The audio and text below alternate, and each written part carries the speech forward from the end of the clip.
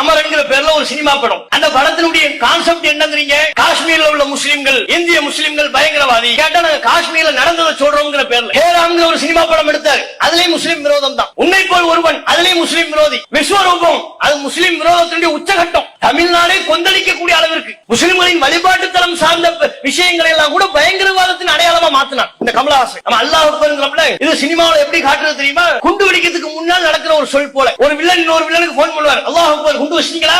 அவன் திருப்பி அல்லாஹ் அக்பர் குண்டு வச்சாச்சு. இப்படியா முஸ்லிம்கள் பேசிக்கிட்டு இருக்காங்க? இது உண்மையா, யதார்த்தமா? அப்ப எப்பேற்பட்ட முஸ்லிம் வெறுப்பை உள்ளத்தில் வைத்திருக்கக்கூடிய ஒரு நபர் இந்த கமலஹாசன். அரசியல் கட்சின்னு ஆரம்பிச்சு நீ போக வேண்டியதானே?